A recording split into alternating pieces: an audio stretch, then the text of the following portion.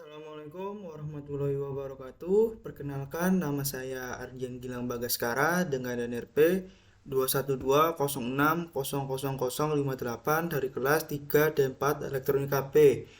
Pada kesempatan kali ini, izinkan saya untuk mempresentasikan hasil kerja saya mengenai implementasi K3 di Gardu Induk. Jadi, topik ini berdasarkan pengalaman saya magang 3 bulan di PT PLN Persero UP2B Jawa Timur. Kemudian, apa itu K3? K3 adalah singkatan dari Keselamatan dan Kesehatan Kerja. Ini merujuk pada serangkaian praktik dan aturan yang dirancang untuk melindungi keselamatan, kesehatan, dan kesejahteraan para pekerja di tempat kerja. Tujuan utama K3 adalah mencegah cedera, penyakit, dan kecelakaan kerja yang dapat terjadi selama pelaksanaan pekerjaan. Kemudian, apa itu gardu induk? Gardu induk juga dikenal sebagai stasiun induk, adalah fasilitas utama dalam sistem transmisi tenaga listrik. Gardu induk berfungsi sebagai titik pusat dalam sistem distribusi tenaga listrik, di mana energi listrik yang dihasilkan oleh pembangkit listrik diubah tegangan dan dialirkan melalui jaringan transmisi untuk didistribusikan ke daerah-daerah yang lebih kecil lalu meluas ke para pelanggan. Kemudian aspek K3 di gardu induk. Beberapa aspek K3 yang relevan dalam konteks gardu induk antara lain yang pertama, identifikasi bahaya. yakni melakukan identifikasi bahaya yang ada di lingkungan gardu induk seperti resiko terkait listrik, bahan kimia, kebakaran, ledakan, dan lainnya. Yang kedua, evaluasi resiko. Melakukan evaluasi resiko untuk mengidentifikasi kemungkinan terjadinya kecelakaan atau dampak yang dapat ditimbulkan oleh bahaya yang ada di gardu induk, serta mengambil langkah-langkah pengendalian risiko yang sesuai. Yang ketiga, penggunaan peralatan pelindung diri atau APD. Memastikan pekerjaan dilengkapi dengan APD yang sesuai untuk melindungi mereka dari risiko yang ada di lingkungan gardu induk, seperti helm pelindung, alat pelindung pernafasan, pakaian pelindung, sarung tangan isolasi, dan sebagainya. Yang keempat, pelatihan dan kesadaran K3. Melakukan pelatihan K3 kepada pekerja yang terlibat dalam operasi gardu induk, termasuk pengetahuan tentang prosedur keselamatan, penanganan bahan kimia, prosedur darurat, dan kesadaran akan bahaya dan risiko yang ada. 5. Perencanaan tugas dan prosedur kerja. Mengembangkan prosedur kerja yang jelas dan aman untuk aktivitas yang dilakukan di gardu induk, termasuk prosedur pengoperasian, perawatan, dan pemeliharaan peralatan. Yang keenam, pengawasan dan inspeksi. Melakukan pengawasan dan inspeksi rutin untuk memastikan bahwa standar keselamatan dan prosedur kerja di gardu induk diikuti dengan sangat baik. Yang ketujuh, tanggap darurat. Menyusun rencana tanggap darurat yang mencakup prosedur evakuasi, pemadaman kebakaran, dan penanganan keadaan darurat lainnya di gardu induk. Kemudian, undang-undang terkait gardu induk. Yang pertama, UU K3. Undang-Undang Nomor 1 Tahun 1970 tentang Keselamatan Kerja. Kemudian kedua, Undang-Undang Kelistrikan. Undang-Undang Nomor 30 Tahun 2009 tentang ketenaga listrikan. Yang ketiga, UU Ketenagakerjaan. Undang-Undang Nomor 13 Tahun 2003 tentang Ketenagakerjaan. Yang keempat, Peraturan Menteri ESDM. Peraturan Menteri ESDM Nomor 22 Tahun 2017 tentang keselamatan dan kesehatan kerja pada instalasi listrik tenaga sedang dan instalasi listrik tenaga besar. Kemudian bab 2, implementasi K3 di gardu induk. K3 di gardu induk. Implementasi K3 di gardu induk ada banyak tergantung dari lokasi kerja pada lingkungan gardu induk tersebut. Jadi masing-masing lokasi tersebut mempunyai standar K3-nya sendiri. Jadi yang pertama ada ruangan sel. Yang kemudian kedua ada ruangan GIS. GIS itu adalah gas insulated switch, jadi terdapat gas sulfur di dalam area tersebut. Kemudian yang ketiga ruangan RTU atau yang biasa dikenal remote terminal unit. Kemudian keempat ruangan power line circuit atau biasa dikenal di PLN dengan ruangan PLC. Kemudian area transmisi, yaitu melibatkan seperti tiang sutet, tiang SUTT, trafo, dan lainnya. Kemudian berikut adalah standar K3 pada ruangan sel. Jadi ketika kita berada di ruangan sel, berikut ada APD yang perlu kita kenakan, yakni helm safety, kemudian sarung tangan safety, yang terutama sarung tangan yang keset, jadi tidak tidak menggunakan sarung tangan yang licin. Kemudian safety boots, kemudian ada kemeja kemeja untuk standar pekerjaan teknik seperti pada di gardu induk ini. Kemudian ruangan gas insulated switch. Jadi perbedaannya yakni pada ruangan GIS dan ruangan sel tersebut, pada ruangan ini ditambahkan penggunaan masker gas. Kenapa menggunakan masker gas? Karena pada ruangan GIS ini terdapat gas sulfur yang sangat berbahaya bagi pernapasan manusia, maka diwajibkan untuk memakai masker gas tersebut. Kemudian ada sarung tangan khusus. Jadi sarung tangan khusus di sini bertujuan untuk melindungi tangan kita dari gas sulfur tersebut, karena gas sulfur juga dapat merusak tangan. Kemudian untuk helm, safety, dan pakaiannya masih sama seperti ruangan yang di ruangan sel tadi. Kemudian ruangan RTU. Jadi ruangan RTU ini berada di dalam ruangan yang ber-AC. Jadi tergolong ruangan yang aman ketimbang kedua ruangan yang telah saya sebutkan sebelumnya. Jadi kita hanya menggunakan kemeja berstandar teknis, kemudian sepatu safety. Lalu kemudian ruangan PLC. Jadi di ruangan PLC ini power line circuit. Jadi terdapat semacam rak-rak yang berisi dengan relay-relay pengaman. Jadi adapun resiko dari para pekerja yakni tersengat listrik dari relay-relay tersebut dan bisa juga menyebabkan kematian. Jadi pada ruangan PLC tersebut terdapat security yang menjaganya untuk berjaga-jaga apabila adanya terjadi sabotase. Jadi APD-nya yakni pakaian safety standar teknik, kemudian safety boots, lalu sarung tangan yang tidak licin.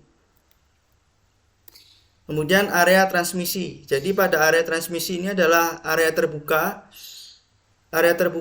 yang berisi dengan trafo, tiang listrik SUTT maupun SUTET, dan ada AIS yaitu air insulated switch. Jadi area transmisi ini merupakan area yang sangat berisiko karena dapat terjadinya sengatan listrik yang tegangannya sangat tinggi. Jadi APD yang diperlukan adalah APD lengkap seperti gambar pada di samping kanan ini. Jadi yang pertama helm berpengait, yang kedua kacamata safety, yang ketiga sarung tangan. Nah, sarung tangan ini harus mempunyai toleransi maupun isolasi yang sangat tinggi dari tegangan arus listrik. Kemudian rompi, kemudian full body harness, lalu yang terakhir adalah sepatu safety. Berikut tanda peringatan pada tempat-tempat tersebut. Jadi yang pertama ada tanda tegangan listrik tinggi, kemudian ada tanda mematikan, kemudian ada tanda bahaya, kemudian tanda mudah terbakar, kemudian ada tanda dilarang untuk melintas, kemudian untuk yang terakhir ada tanda adanya peringatan gas beracun. Kemudian ada pertanyaan, apakah implementasi K3 sudah diterapkan dengan baik? Jadi seperti yang kita lihat pada foto ini, untuk implementasi K3 di gardu induk sendiri, menurut saya implementasinya 1-10 saya memberikan nilai 7. Karena untuk implementasi dari kelengkapan APD-nya sendiri itu tidak diterapkan dengan sangat baik oleh para karyawan maupun teknisi di gardu induk PLN tersebut. Jadi berdasarkan hasil pengamatan, maka implementasi K3 di gardu induk didapati sebagai berikut. Jadi untuk program keselamatan dan kesehatan kerja, yang pertama sistem manajemen K3 atau biasa dikenal SMK3, untuk kategori penilaiannya terlaksana, kemudian yang kedua pengawasan kerja terlaksana, yang ketiga pelatihan kerja terlaksana, yang keempat tersedianya alat pelindung diri terlaksana. Kemudian yang kelima sosialisasi keselamatan dan kesehatan kerja cukup terlaksana. Kemudian bab 3 penanggulangan apabila terjadinya kecelakaan.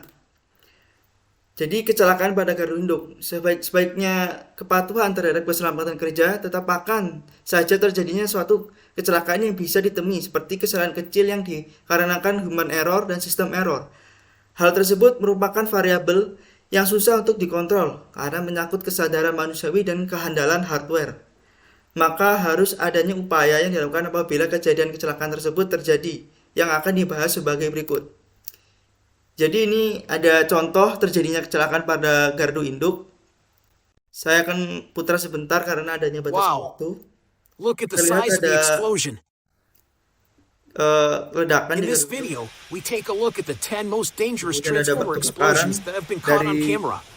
trafo. When a transformer explodes, there's almost always a large fire, which is difficult to put out because of the oil in the transformer tanks. Often firefighters use special foam, which Kemudian yang berikutnya ini ada video meledaknya air insulated switch di gardu induk.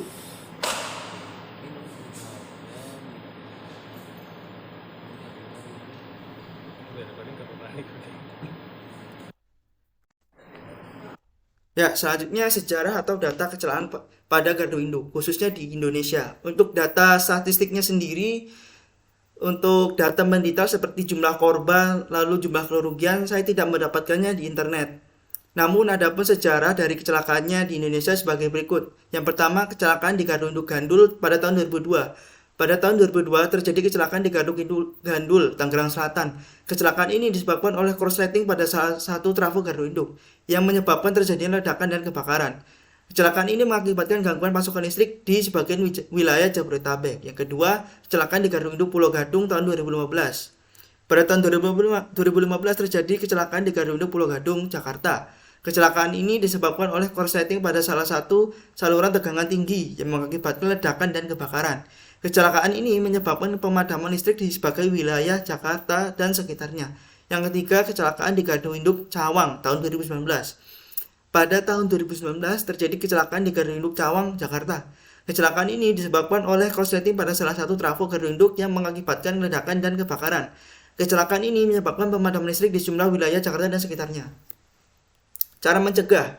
Caranya sudah pasti dengan melaksanakan peraturan ketiga dengan tertib, namun ada beberapa tambahan sebagai berikut. Yang pertama, memastikan pekerja yang terlibat dalam kegiatan di gardu induk telah mendapatkan pelatihan kesamaan kerja yang memadai dan memahami resiko yang ada di gardu induk. Kemudian kedua, melakukan pemeriksaan rutin pada peralatan dan perlengkapan yang digunakan di gardu induk untuk memastikan bahwa peralatan tersebut dalam kondisi baik dan aman. Yang ketiga, memakai alat pelindung diri atau APD yang sesuai dengan risiko di gardu induk. Yang keempat, menyediakan rambu-rambu keselamatan dan tanda peringatan untuk menghindari kesalahan atau kelalaian yang dapat menyebabkan kecelakaan. Kemudian fasilitas penunjang. Jadi terdapat fasilitas penunjang K3 di gardu induk tersebut yang saya temui pada saat KP 3 bulan. Jadi yang pertama adanya alat untuk pemadam, kemudian adanya gas oksigen. Nah, gas oksigen ini saya temui di gas insulated switch. Jadi gunanya oksigen ini adalah apabila terjadinya keracunan gas pada pekerja yang sedang melakukan maintenance di gas tersebut, jadi langsung diberikan penanganan, yaitu pemberian oksigen. Kemudian ada alarm, jadi apabila terjadinya kecelakaan maupun bahaya langsung dapat disebarkan di lingkungan gardu induk tersebut. Kemudian siapnya tenaga kesehatan bagi pekerja yang mengalami kecelakaan maupun cedera. Kemudian adanya tenaga tentang pengamanan di daerah di gardu induk tersebut. Ya, sekian presentasi dari saya. Apabila ada kurang dan apabila ada kesalahan dan salah bicara, mohon dimaafkan. Terima kasih banyak. Wassalamualaikum warahmatullahi wabarakatuh.